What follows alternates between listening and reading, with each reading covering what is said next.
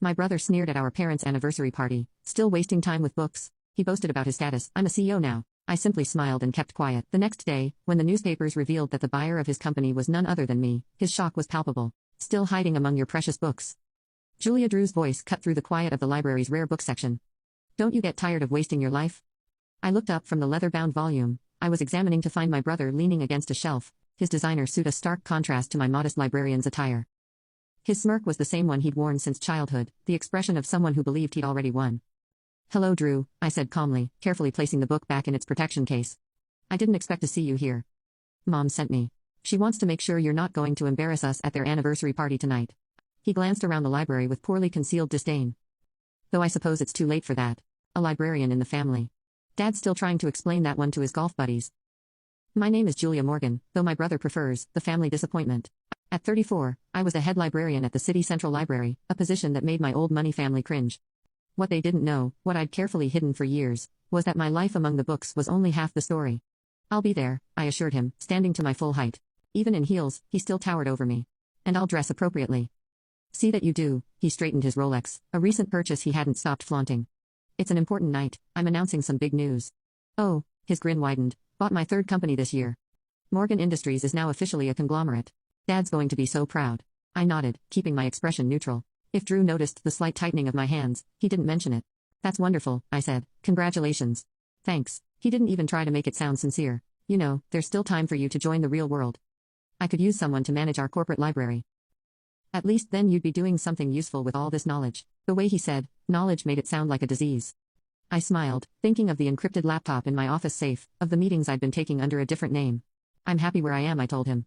He shrugged, already turning away. Your loss, remember, 7 o'clock sharp. And Julia, he paused at the door, try not to bring any books this time. After he left, I waited exactly 5 minutes before heading to my office. The space was modest but efficient, with walls of books and a desk that had seen better days. To most, it looked exactly like what they'd expect from a librarian's office. They never noticed the state-of-the-art security system, or the fact that my ancient desktop computer was a custom-built machine more powerful than most corporate servers. Locking the door, I opened my laptop and connected to a secure server. 3 windows popped up immediately, video calls waiting from Tokyo, London, and New York. Good morning, Miss Morgan, my assistant's voice came through clearly. The Nakamura deal is ready for final review.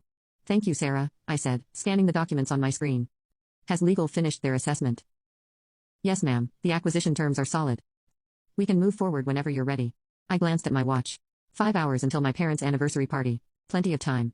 Schedule the signing for tomorrow morning. I instructed, and Sarah, make sure everything's in place for the announcement. Already done, the press release is ready to go.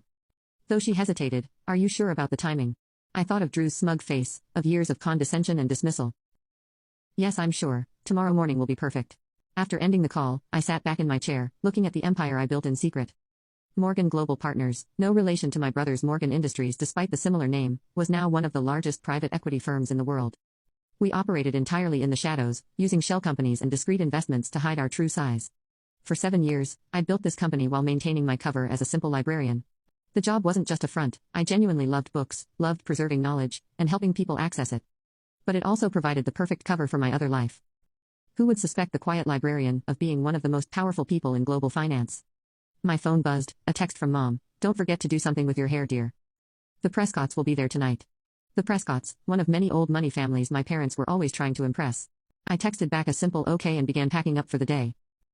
I had a hair appointment already scheduled, along with a fitting for the dress I'd bought specifically for tonight. Just because I didn't flaunt my wealth, didn't mean I couldn't play the part when needed. The salon was empty when I arrived, perks of owning the building and having a standing private appointment. Maria, my longtime stylist and one of the few people who knew my secret, was waiting. The usual, she asked, gesturing to a chair. Something a bit more formal today, I said. Family event. She nodded knowingly. Ah, the famous Morgan anniversary party. Your brother was in earlier, talking about it to anyone who would listen. I'm sure he was. As Maria worked, I checked my emails on a secure phone. The Nakamura acquisition was proceeding smoothly. By this time tomorrow, Morgan Global Partners would own one of the largest tech manufacturers in Asia, the same company my brother had been trying to buy for months. Your brother mentioned he's buying some big company, Maria said, as if reading my thoughts. Couldn't stop bragging about it. I smiled. He's trying to buy it. There's a difference. She caught my eye in the mirror. You didn't. Let's just say tomorrow's papers will be interesting. 3 hours later, I stood in front of my mirror at home, examining my transformation. The simple librarian was gone, replaced by someone who could hold her own at any society event. The dress, a deep blue Valentino I'd had altered to perfection, was elegant without being flashy. My jewelry was minimal but expensive, the kind of pieces old money favored. Most importantly, I looked exactly like what my family expected, their bookish daughter making an effort to fit in. My phone buzzed with another text, this time from Sarah. Everything's set for tomorrow. Are you sure you don't want to tell them tonight? No, I replied, let them have their party. Tomorrow will be soon enough. The Morgan family estate was lit up like a Christmas tree when I arrived. Cars lined up along the circular driveway. I recognized most of them, Bentleys and Rolls-Royces, belonging to the same families that had been part of our social circle for generations.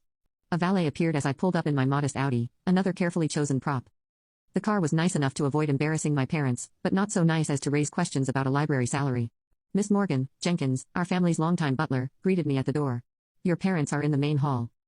I could hear the party before I saw it, the murmur of sophisticated conversation, the clink of expensive crystal, the subtle notes of a string quartet. This was my parents' world, the one I'd chosen to step away from, at least publicly. Julia, my mother's voice carried across the hall. Darling, you look presentable. Coming from her, it was high praise. Elizabeth Morgan had never quite forgiven me for choosing books over business, but at least I'd made an effort with my appearance tonight. Happy anniversary, Mom, I said, kissing her cheek. You look beautiful. She did. At 60, she was still the epitome of grace and style. Her friends often joked that she'd made a deal with the devil to maintain her youthful appearance. Your father's by the fireplace, she said, already scanning the room for more important guests. Do say hello before you hide in the library. I made my way through the crowd, accepting air kisses and polite inquiries about my little job at the library. Most of these people had known me since childhood, had watched me grow up alongside their own children. None of them understood my choices.